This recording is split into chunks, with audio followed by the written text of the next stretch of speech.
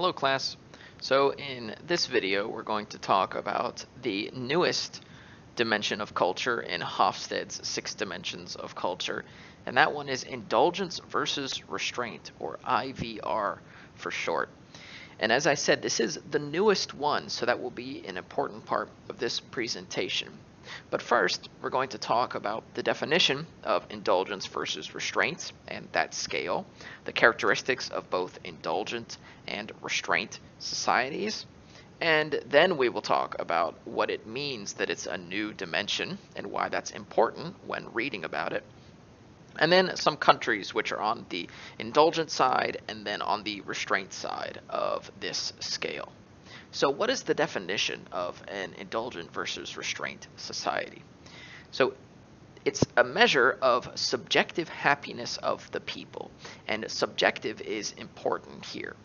Whereas you might say, okay, we will determine happiness by the amount of smiling that people do in a day, and then you calculate the number of minutes or hours a day that people are smiling.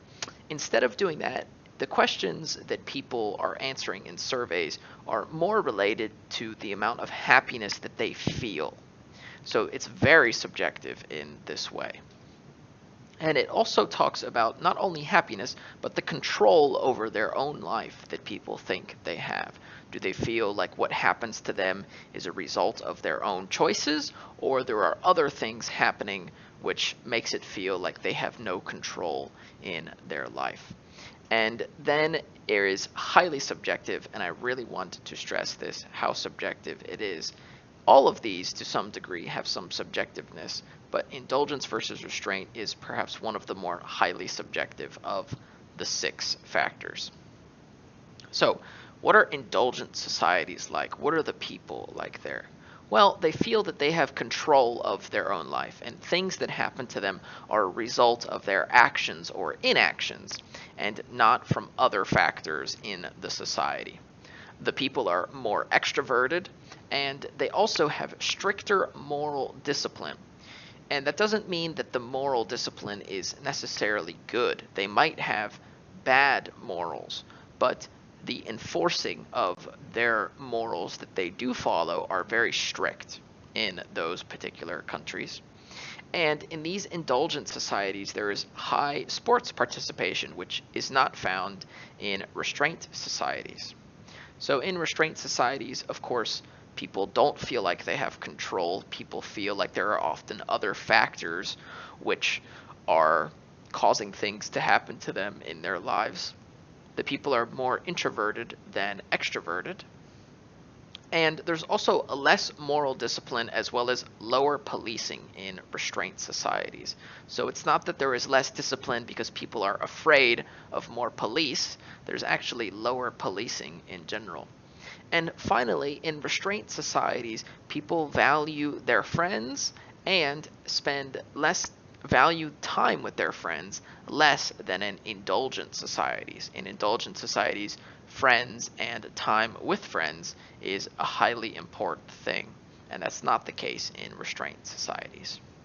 So what does it mean that this dimension is new when we are studying it or learning about it? Well, it means that there's fewer countries that are mapped on the global scale. Whereas for other dimensions, there might be over 90 countries which have a score and have been thoroughly investigated. For this dimension, there are fewer. And what that means is that because there are no absolute values, there's no true score for a country. Each score of a country on any scale is only able to be understood if you compare it to another country. What that means is that because there are fewer countries, the scale right now may be less reliable as a result. So as more and more countries are given scores, then the overall reliability of the scale will be better and easier to understand.